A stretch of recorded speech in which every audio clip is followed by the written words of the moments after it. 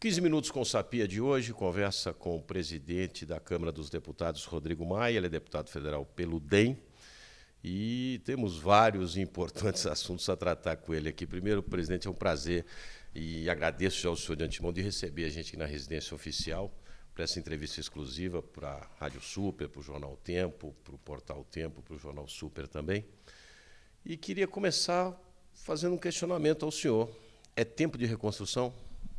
Sim, é tempo de reconstruir um país que foi construído ao longo dos últimos anos. Tivemos muitos avanços, mas chegou num ponto que o que nós vemos hoje é um Estado que, de fato, não reduz desigualdade, não prioriza os brasileiros mais simples, né, concentra muita renda na nossa elite. Então, é tempo de reconstrução, de transformação e de modernização do Estado brasileiro.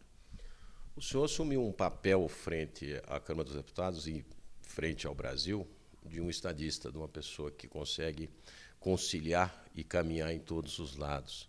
Qual é a maior dificuldade hoje, até dos próprios deputados que fazem parte da Casa e também do Poder Executivo, de compreender isso tudo que o senhor está tentando levar desde quando o senhor assumiu a presidência? Olha, o Parlamento tem dado uma resposta muito positiva, né? Nós comandamos, né, com apoio do governo, claro, mas com um apoio menor do que nós gostaríamos, mas com apoio técnico correto, a reforma da Previdência. Foi comandada pelo Parlamento. Mesmo os contrários fizeram o debate, discutiram. Você não viu nenhum tipo de briga física, coisas que no passado aconteciam na matéria como essa. Então, acho que o próprio Parlamento está maduro, está aprovando essa modernização do Estado brasileiro, essas reformas, e tenho certeza que não sou apenas eu apenas sou o vocalizador maior, né, do grupo de deputados e deputadas que compreendem que o Estado brasileiro precisa mudar. A gente está passando por uma crise, até vamos comentar daqui a pouco sobre isso, a questão do coronavírus, uma crise mundial, essa volatilidade das bolsas no mundo todo.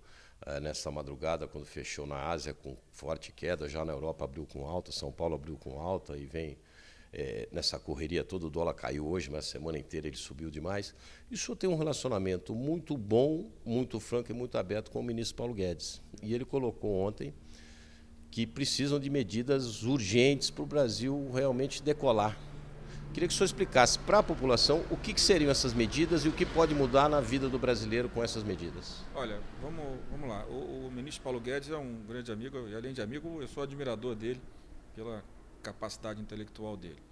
Eu acho que essa crise se divide em dois eixos, né? Aquilo que a gente precisa votar de médio e longo prazo, que estrutura o país para essas crises, não apenas essa, né? O país está melhor organizado. Hoje nós temos, né, a PEC do teto de gastos, reforma da Previdência, né, reservas internacionais que garantem solidez nos ataques especulativos que o mundo faz nesses momentos de crise, né, e outras reformas que já estão avançando. Os projetos, aquela lista de projetos que nós já estamos tratando que ele enviou, mais outros que o governo ainda não enviou, como a reforma administrativa e a tributária, todas vão ter esse impacto e vão garantindo robustez à estrutura do Estado brasileiro e melhor eficiência na qualidade do nosso serviço, que o Estado funciona para isso, para ajudar, garantir educação de qualidade, saúde de qualidade, segurança de qualidade, que é monopólio do Estado, e o resto da sociedade, com os seus agentes econômicos, sociais, organiza. Mas essa parte é muito importante que esteja com qualidade na mão do Estado, né? Então, essa é a parte das reformas de médio e longo prazo. O curto prazo, você tem dois eixos. O eixo mais importante, que é a saúde pública, como é que nós evitamos, né, a contaminação de tantos brasileiros. Depois, como é que nós temos uma estrutura de saúde pública, né, de atenção pública em todas as fases, que garantam o melhor atendimento para que a gente tenha uma letalidade, um número de óbitos menor do que a média nacional, do que a média mundial, né? Esse é um eixo. Agora, o outro eixo de curto prazo é o econômico. Por exemplo, como é que você faz para botar um trabalhador do mundo informal em quarentena? Ele não vai ficar em quarentena, porque ele precisa daquela renda do dia a dia dele. Para o pessoal poder entender, vou exemplificar aqui, um motorista de aplicativo, né? Como é que ele vai ficar em casa? Um brasileiro que tem a sua barraquinha, vende uma coisa simples, na esquina do centro da cidade do Rio de Janeiro, vende lá frutas, por exemplo. Como é que ele faz para entrar em quarentena? Não é simples. E como é que você atende a esse brasileiro? Né? Um caminho pelo cadastro único, né? que é o que deriva do o que sai parte do resultado do Bolsa Família. Qual outro caminho? As empresas, toda na área de serviços, vão ter problemas. Aviação, o governo eu sei que já está estudando, entre outras áreas. Então, acho que essa parte do curto prazo da economia, a gente precisa estar bem atento e acompanhar em conjunto. Não é garantir subsídios, impactos de curto prazo que se perpetue. É olhar os próximos 3, 4 meses, como é que a gente supera esses 3, 4 meses. Né? Então, acho que é importante, acho que o governo ontem começou a dar alguns sinais da sua preocupação, de como está fazendo, né? Antecipou o 13º do INSS, vai colocar 20 bi na economia agora, isso dá uma acalmada. Né? Mas tem alguns setores que você vai ter problemas maiores e você precisa, no mínimo, garantir fluxo de caixa, né, recursos, para que eles possam sobreviver esses próximos 3, 4 meses. Quando a coisa se normalizar, você volta a ter eventos, você volta a ter circulação de pessoas em aeroportos, portos. Então, eu acho que a gente precisa ter esse acompanhamento. Eu acho que é essa parte que deveria ser a prioridade do governo agora, tanto a de saúde quanto a econômica. O senhor, juntamente com o presidente do Senado, baixou algumas normas em relação à visitação pública até dentro do Congresso Nacional, algumas medidas foram tomadas, algumas reuniões, onde vai ter muita aglomeração. Alguns governadores estão agindo de uma forma, outros de outra. Até o próprio governador de Brasília resolveu fechar todas as escolas, aquela coisa toda. O senhor não acha que falta uma liderança nacional para chegar e definir, falar, olha, vai ser dessa forma e todo mundo agir da mesma forma como tem que ser e não cada um resolver da forma que você achar melhor? Porque também nós estamos num ano de eleição, tem muita questão política disso, né? Eu acho que nesse momento de crise quem comanda é o presidente da República e os seus ministros. O parlamento, junto com o Poder Executivo e o Supremo, o Judiciário, trabalham conjuntos em união. A questão política é irrelevante agora. O que eu penso, o que o presidente pensa, o que o Davi pensa, o que o Toffoli pensa, o importante é construir a pauta liderada pelo Poder Executivo, que é quem comanda o país, né, na agenda da execução dos projetos, e comandado pelo presidente da República, estarmos todos juntos em união para que a gente possa exatamente não deixar que críticas, divisões prevaleçam em relação ao principal, que é a vida das pessoas. Nós vamos ter quantos milhões, quantos milhares de brasileiros infectados, quantos vão precisar de atendimento médico e quantos vão precisar de UTI. Essa é a nossa agenda prioritária. Quantos brasileiros vão perder o emprego, quantos brasileiros na informalidade vão perder sua renda. Como é que nós ajudamos a minimizar isso? Eu acho que essa é a agenda que é a urgência e claro que essa agenda tem que ser comandada pelo governo. E é claro que nós seremos consultados, o Supremo consultado do ponto de vista jurídico, nós do ponto de vista legislativo, daquilo que o governo precisa encaminhar por medida provisória, se há clima para aprovar, para que se encaminhe com tranquilidade, para não ter conflito. Então isso tudo de alguma forma está sendo feito. Né? E nós acreditamos muito, né, que o presidente eleito de forma legítima vai comandar isso e nós estaremos juntos naquilo que cabe ao Poder Legislativo nesse momento de emergência, porque vive o Brasil e tantos países por causa do coronavírus. No meio da semana, o governo sofreu uma derrota dentro do Congresso e praticamente o senhor e o senador, o presidente Davi Alcolumbre, também. A quem interessa esse tipo de o quanto pior, melhor, presidente? Olha, deixa eu falar, eu de fato trabalhei muito contra a derrubada desse veto. Né? Eu não sou contra que a gente coloque recursos nas políticas sociais, mas tem que ser organizado. O Estado já tem pouco dinheiro. Né? Essa derrubada concentrou recursos numa parte da política social e vai tirar de recursos de outras. Vai tirar recursos da saúde, vai atrapalhar, atrasar a aprovação da renovação do Fundeb. Então, eu acho que essas coisas, às vezes, eu entendo até o sentimento de alguns ali. Alguns ali, claro, sempre tiveram essa agenda como prioridade. É claro que essa é uma agenda que tem muito apoio, também não vamos também criar um clima maior que não tem. E uma parte, claro, estava desconfortável com o governo. Né? E aconteceu a votação, está dado. Acho que o governo tem os seus instrumentos, até porque ele não tem previsão orçamentária, para resolver este problema, né, nas esferas do judiciário. É um direito legítimo, eu vi que eles vão fazer. Eu acho que se eu estivesse na posição deles, eu faria a mesma coisa. Né? O que a gente precisa é sinalizar claramente que esse foi um obstáculo que a gente tentou pular e caiu. Porque mesmo que eu tenha ficado contra a derrubada do veto, o resultado foi de 300 deputados e eu tenho que respeitar o resultado da Câmara, fazendo a crítica e dizendo que o governo tem os instrumentos para ir à Justiça, ao Tribunal de Contas, resolver esse problema. O problema é a gente deixar claro que nós caímos e já levantamos e que continuamos com o mesmo rumo. Nós não achamos que o Estado não deve existir. Nós achamos que o Estado deve existir, mas que os recursos dos impostos que todos nós pagamos precisa estar focado em gastar com qualidade e nos brasileiros mais simples. Como eu disse aqui, o Estado tem que existir não para atender um empresário com subsídio, para ele, né, resolver o problema dele e não gerar emprego, não gerar expansão econômica.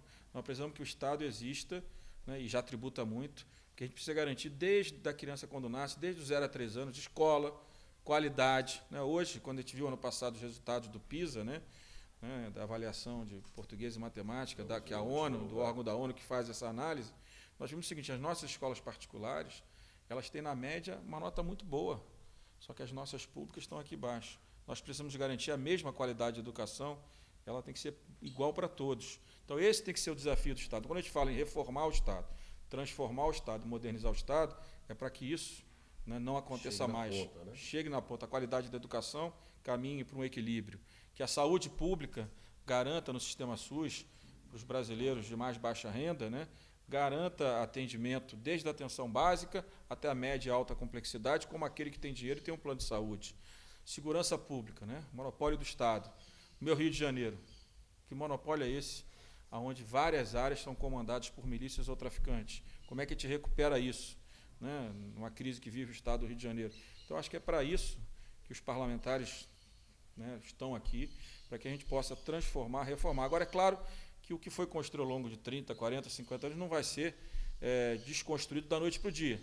Tem muitos interesses aqui que nós precisamos desmontá-los ao longo dos próximos anos. Começamos em 2016 com o governo do presidente Michel Temer, continuamos agora e eu espero que o parlamento continue na mesma linha. Não é reduzir, né, não é acabar com o recurso público, com o Estado, é tirar dinheiro, né, da elite do serviço público, né, que tem um salário médio muito alto, reduzir isso com a nova reforma administrativa e sobrar dinheiro para que a gente transfira para essas políticas públicas, para a infraestrutura também, né, nós precisamos ter estradas de qualidade que muitas vezes não temos, né, portos, ferrovias, né, saneamento principalmente, o projeto de saneamento que a gente votou, que está no Senado, são 100 milhões de brasileiros que não têm rede de esgoto. Então, essas devem ser as prioridades, as urgências, né, de hoje aos próximos 3, 4, 5 anos. E, no curto prazo, na urgência, como é que a gente, junto com o governo, sob a liderança do presidente da República, organiza as urgências da questão do coronavírus.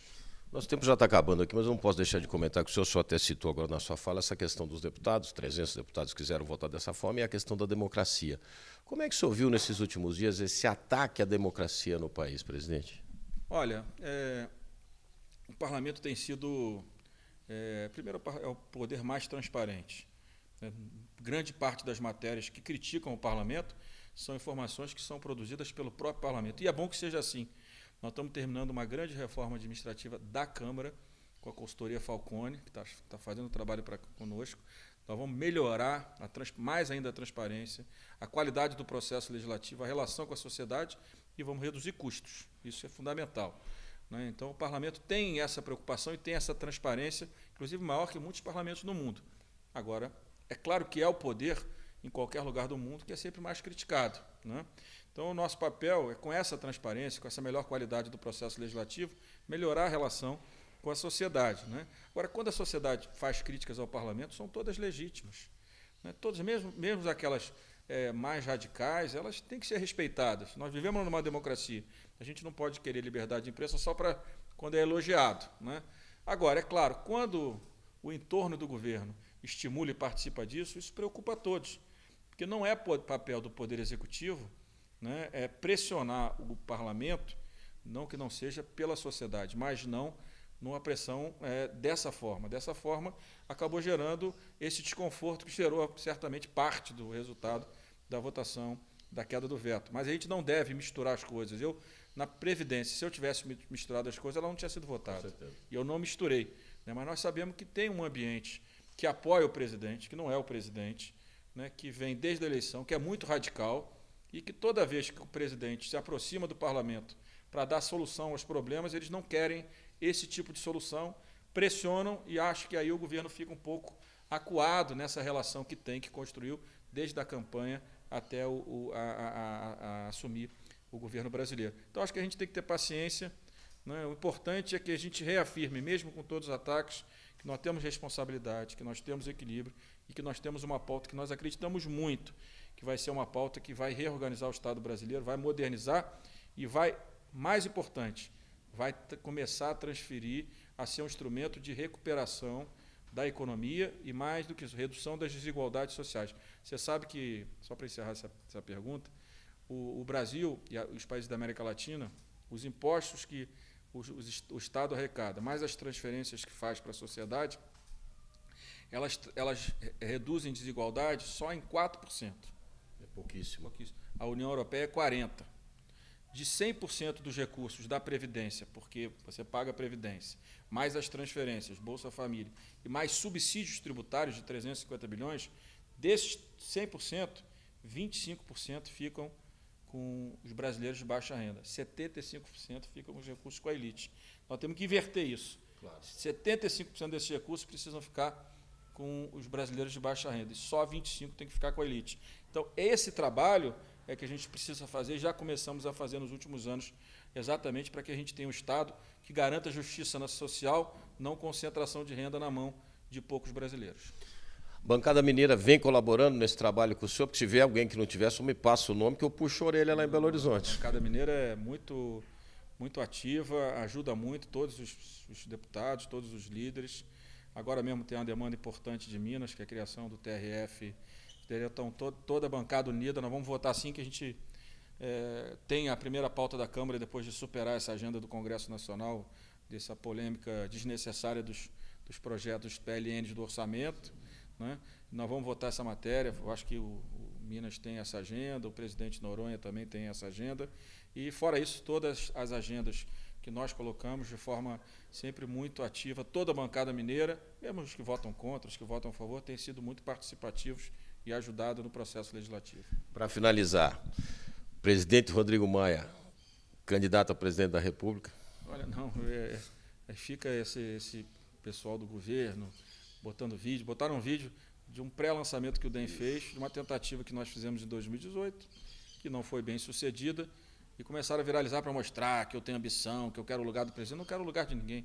Eu só quero que o meu lugar como deputado e como presidente da Câmara seja respeitado também, que muitas vezes, né, aquele entorno, aqueles que apoiam o presidente não respeitam, né? É a única coisa que nós queremos. Agora, uma coisa boa disso também, às vezes as pessoas fazem isso para te atacar e você começa a receber vários WhatsApps com esse videozinho dessa minha tal pré-lançamento, dizendo parabéns, você tomou a decisão correta, você é o nome. Eu falei, aí eu respondo, olha, muito obrigado pela confiança, mas esse vídeo foi de 2018. Aí a pessoa, eu não sabia. Eu falei, não, mas... E esse de verdade é antigo, né? Esse de verdade é antigo, diferente de um outro que rodou que falaram que era antigo. É isso. Não, eu não tenho. Olha, eu respeito muito o papel de cada poder, eu tenho um respeito muito grande pela figura da presidência da República, pelo presidente. De forma nenhuma estou preocupado com a eleição.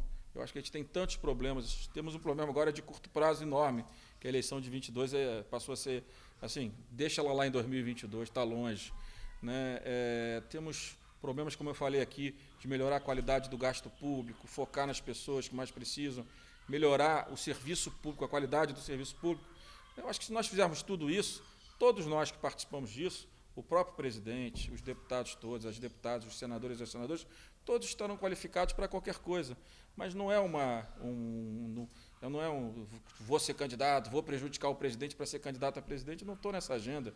Eu tenho ambição como qualquer político, mas a minha maior ambição é sempre construir projetos em conjunto, coletivos, onde eu possa fazer parte disso, em qualquer posição, como um mero deputado, como um dirigente partidário, como presidente da Câmara, como senador, como prefeito, como governador, qualquer posição.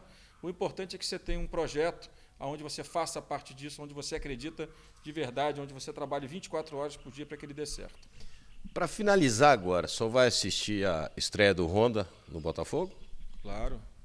Tem que, só não pode... Ele ia estrear no meio de semana, pegou uma gripe, né? Não era coronavírus. Pegou uma gripe, como é que podia fazer um jogo, uma estreia do Honda sem a minha presença numa terça-feira?